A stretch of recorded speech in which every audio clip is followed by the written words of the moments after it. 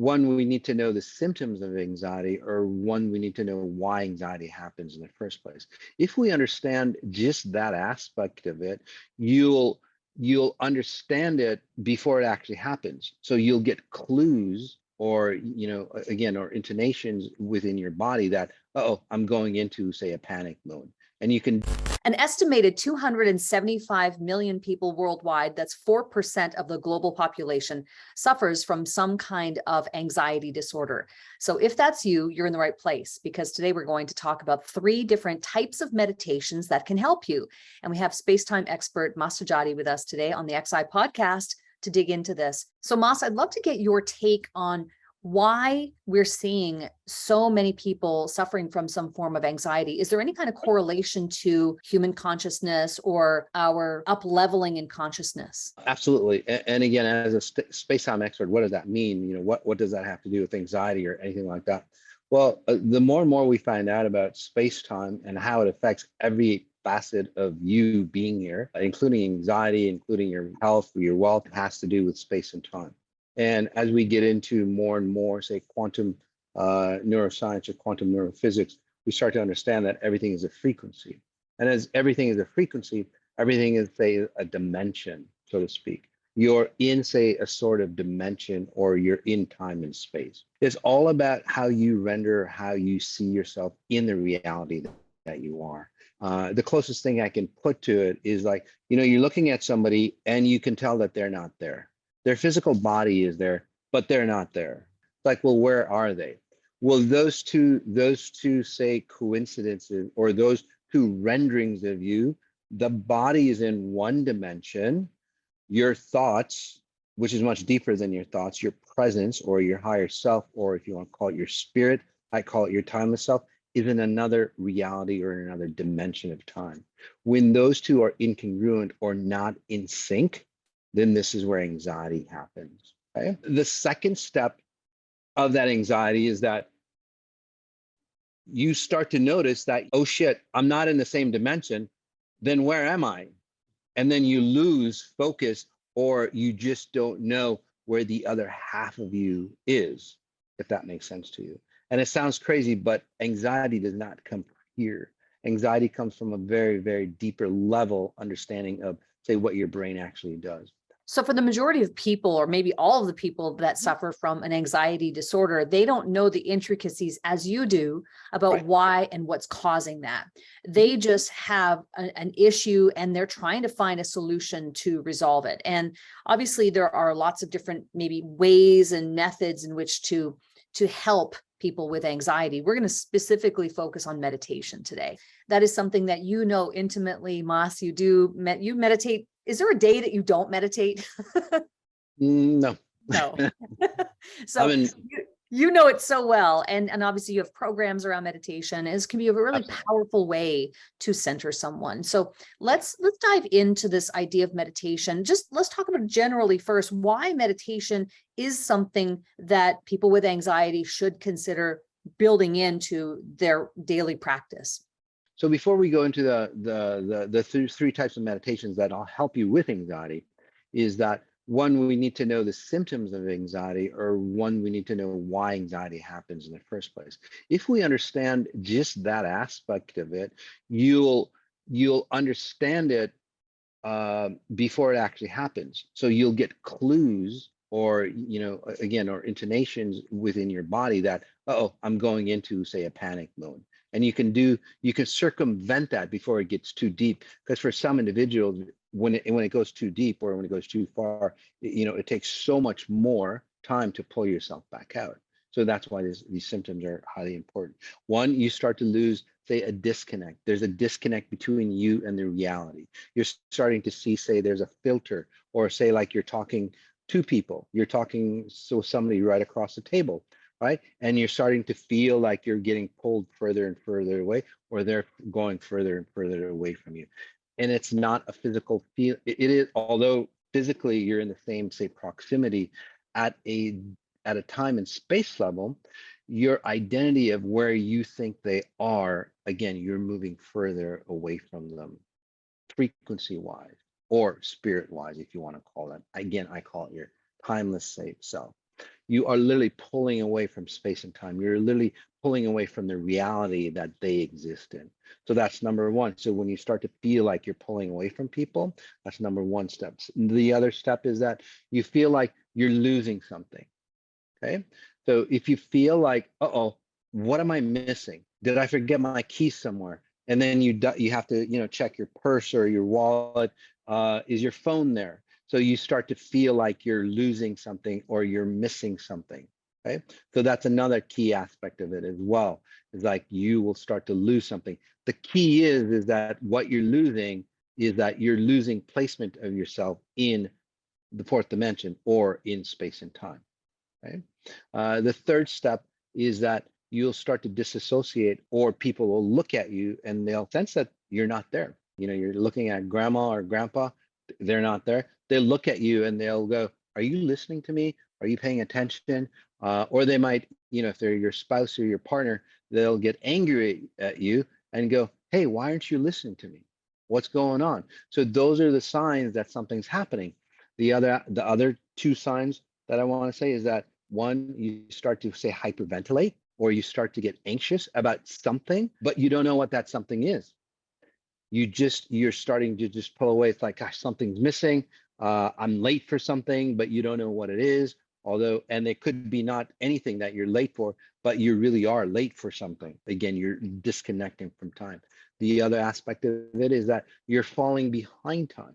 You think that, again, you're missing out on something. You're losing out on something.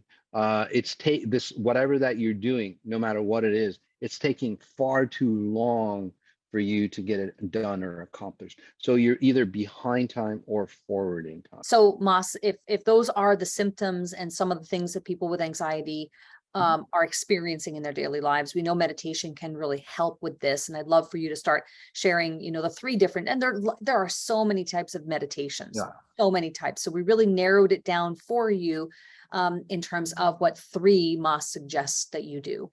What is the first type of meditation that can help with anxiety, and why is it powerful? So there's all sorts of meditations that you talked about, but the three that I focus on is focused meditation.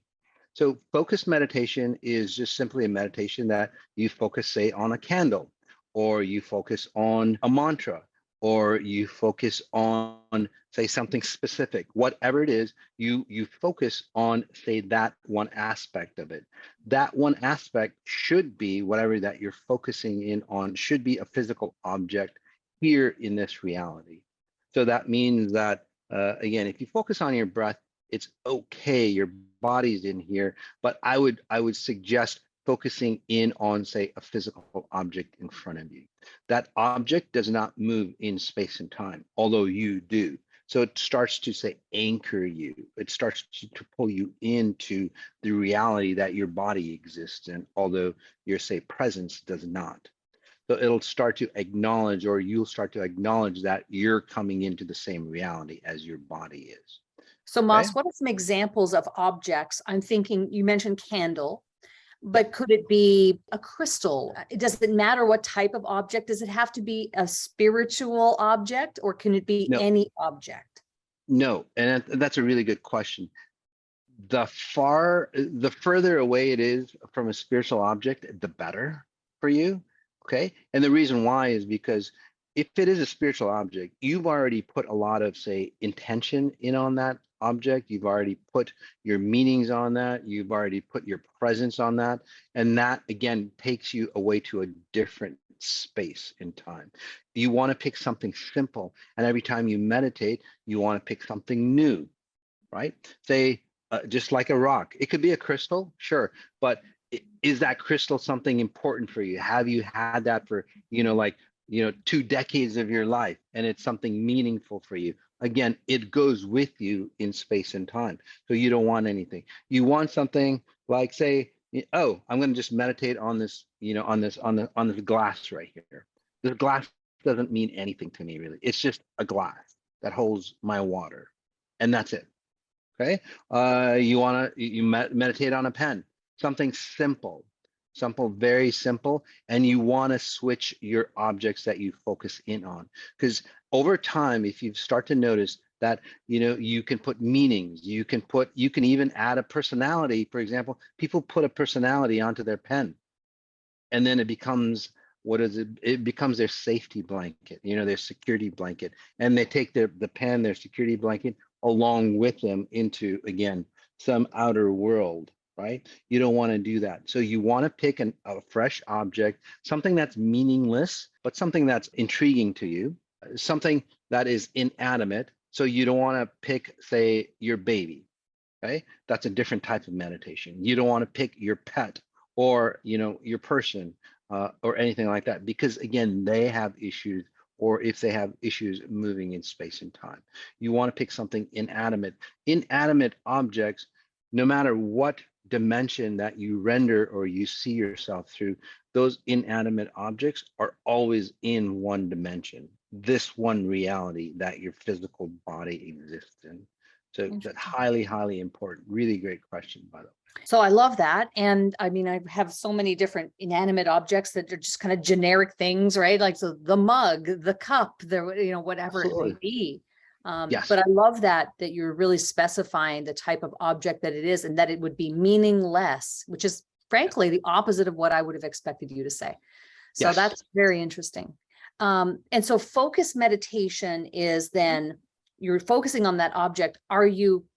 Do you have your eyes open? Are you looking at that object while you're meditating? Are you in proximity to it? Are you holding it? What kind of specifics around that? I've created a whole science around this. It's called spatial referencing. For those who are really seriously, you know, anxious or really highly depressive, you know, we do that on the 18-day hypermeditations that we do and so on. But what you want to do is that you want to keep your eyes open, because again, it'll anchor you into time. You can close them for a bit, but always keep them open to reference yourself. Oh yes, I'm here. Oh yes, I'm this far away from the object. That makes sense. Always reference. It's like, and I'll give you deeper examples as well for you for focused meditation. Then you want to get into the details of the object. Like this glass has, you know, really intricate lines cut into it. So at first you want to acknowledge the bigger piece, the whole. You want to acknowledge, say, the surface that, say, in this case, the example, that, you know, the table that the glass rests on. You want to know your environment. Does that make sense? You want to know your environment, the glass, and then always you. So when you're focusing on a meditation, and this is the number one thing that most people do wrong in meditations, they project themselves into objects, into problems, into situations, right? In this scenario, to make it successful for you, is you want to focus in on the object, the environment of the object, and then that object to you. So you focus in on the object and then yourself, not the other way around. You don't want to go, oh, I'm focusing in on the object. So you're projecting yourself into the object, because then you lose yourself in space and time again. What I'm saying is, again, you focus in on the environment. Okay, the environment is around the glass in this example. The glass is right on the table, and the glass is about, say, it's only a foot away, but for example, if I'm, you know, further away, the glass is like 3 feet away from me.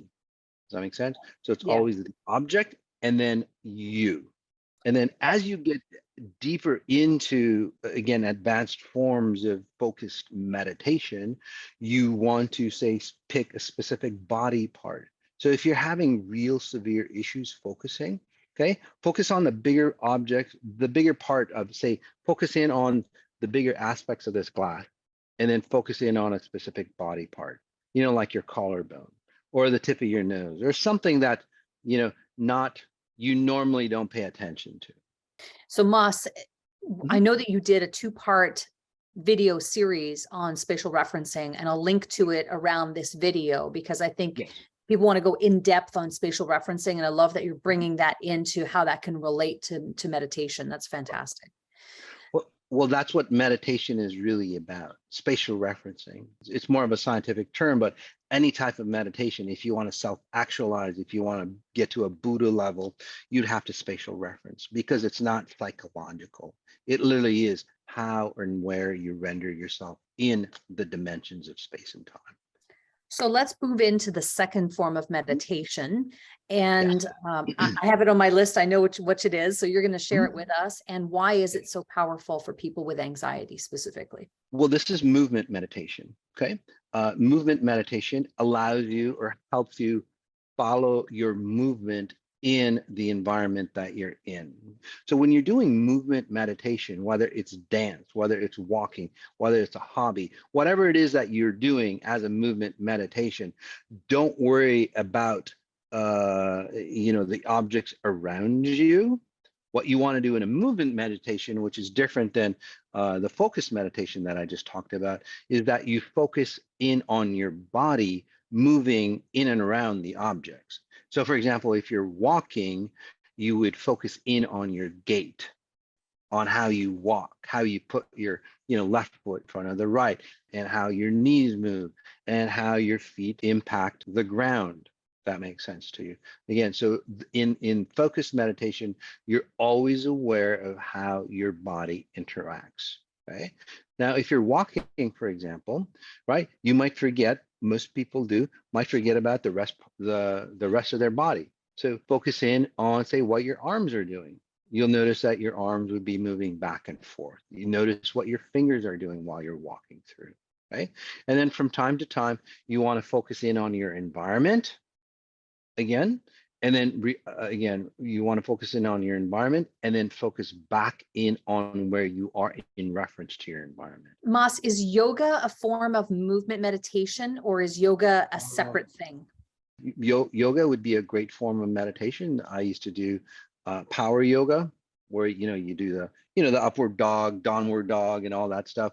But when most people are doing that, one thing too is they're listening to their headsets, they're listening to the music, they're listening to whatever. You don't want to do that, guys, especially if you're anxious, because again, that makes you escape where you want to be. Okay. That was going to be my next question, because really the difference between a movement meditation and just going for a walk with your headsets or your earbuds, this Right. is a specific thing that you're doing where you're really focused on the movement and, like you said, the gait, how you're walking, how your joints are interacting with making allowing you to have that movement, or how your foot's hitting the ground. So you're really kind of integrating a little bit of the focus side of what we talked about in the first type of meditation along with movement. Yes, absolutely. So Mas, the difference then between going for a walk with your earbuds in and movement meditation, they're very different things. Oh, absolutely. Yeah, I mean, if you can do the movement meditation, but it's a very different purpose if you've got your earbuds on and you're focusing in on the music, and then you're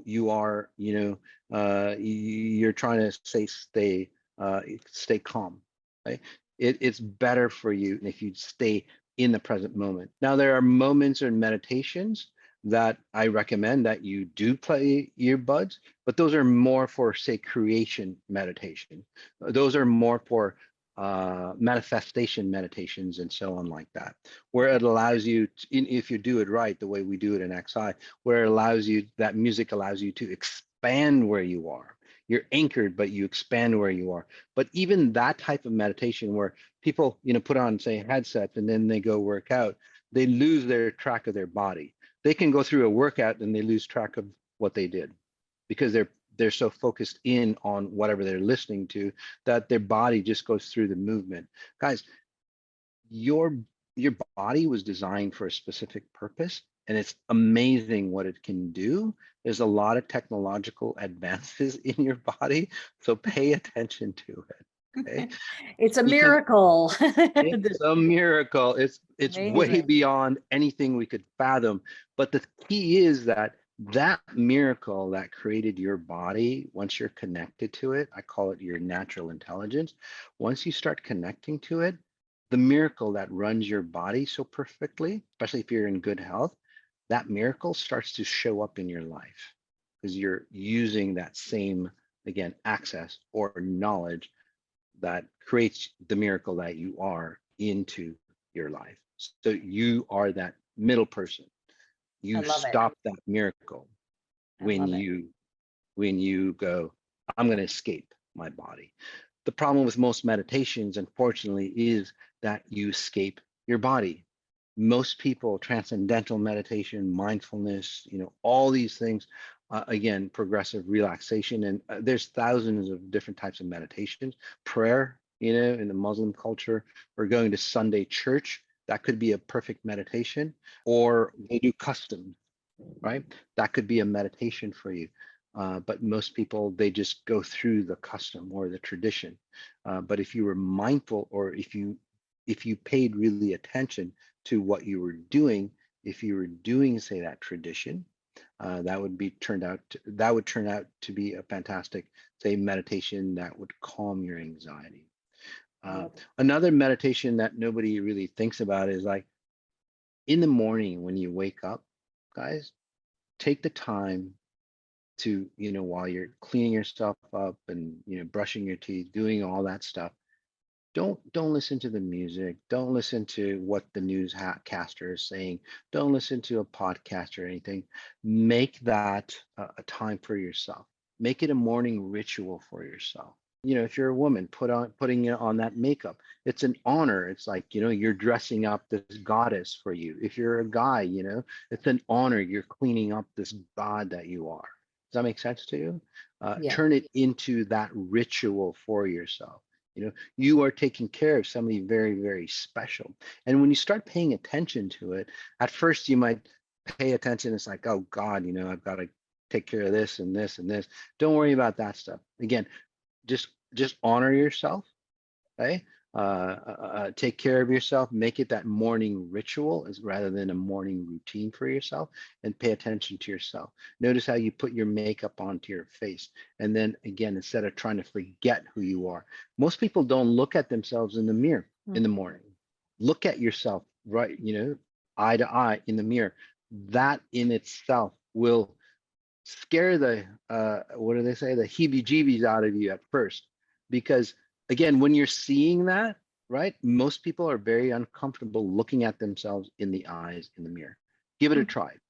The thing is that when other people are looking at you, that's what they're seeing. That what you're scared of is what you're sending out to the world.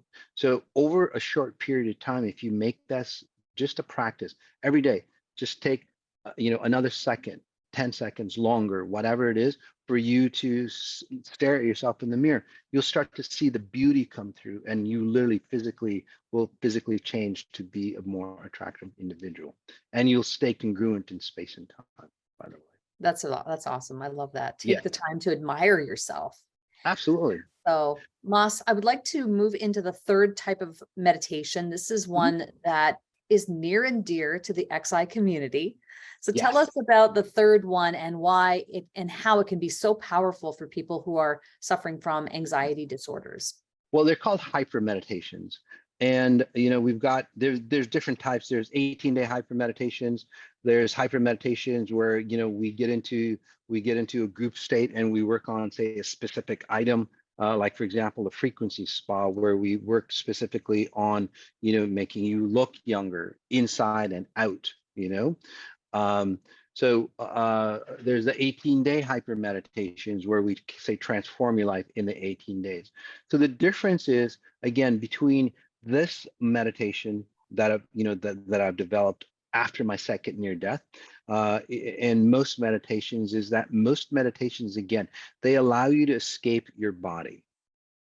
Right? Most meditations, they literally do. They escape your body. You expand into something else. You connect to a higher version of yourself, your spirit guides, whatever it might be. I don't know what else is out there. A euphoric area out there, universe out there. But then when you come back in, you're the same old person. That's the problem. What the hyper meditations do, exponential intelligence, allows you or allows you to understand. It's like, wait, I'm here, I'm physically here in space and time. Okay, there's a certain point, there's a certain coordinate that your body is created in. Like if you took out Google Maps and you looked at where you are, there's a dot that points to exactly where you are. Most people don't know where their dot is created, although they think I'm right here, right? They think they're here, but again, their consciousness or their presence might be somewhere else. So what happens is, or their higher self or their spirit thinks that they're somewhere else, right? It's not the same reality that they live in, because most people want to escape the reality that they live in. That's the problem. What XI meditations, hyper meditations do is it allows you your spirit, if you want to, if you're a spiritual or a religious person, or your timeless self, if you're more science or atheist type, it allows your, whichever one you want to call it, it allows your timeless self to go, oh, I'm rendering myself in this point in time. And it invites your spirit or your timeless self in and around your body. So, and this is where that connection comes in.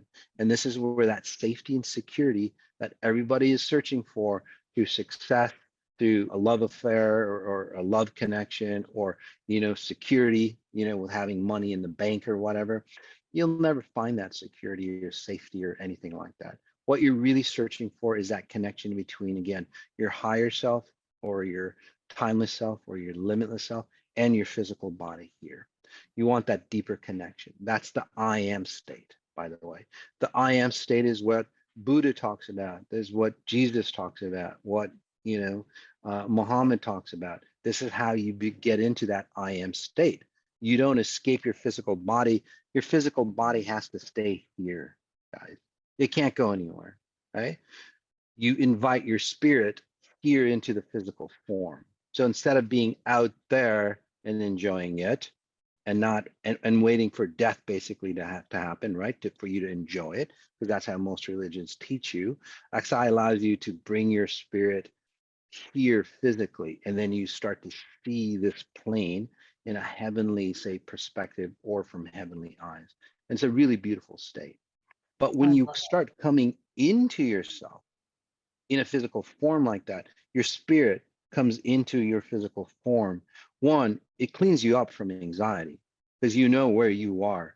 No matter where you are in the world, you know that you're solid, you know that you're confident. If you've ever met people that they might not be in the perfect space, but their confidence within themselves, that's where that confidence comes in, because their higher self has their back. And that's what the 18-day hyper meditations do. And it does that through spatial referencing. And then, as you get into deeper advanced spatial referencing, advanced spatial goal setting, if you're the CEOs or the one percenters, advanced spatial goal setting is one of those ways that you find more about yourself without losing yourself towards success. And we'll link to that video as well, because that's something that you have talked extensively about. And I love that you were able to really mine down the 3 types of meditations. And there are so many out there, but that are specifically going to help people with anxiety. And the common denominator that I have seen in this conversation is that it's not about disconnecting yourself and being outwardly. It's more about being present, and that spatial referencing part of the equation comes into play with these 3 specific types of meditation. It's being present and really grounding yourself in your physical body. And I love that you were able to help. And there's so many people more and more people suffering from anxiety disorders who need this type of help. So Mas, thank you so much for this. This has been great. And I will also encourage people to visit your website to find out more about the next 18-day hyper meditation program, which they can join. And of course, to follow the XI podcast with Masati. Make sure you follow and leave a rating or review, because of course, we'd love to be able to share this message out with more and more people. Mas, thank you so much for jumping on today. I love this. Thank you so much.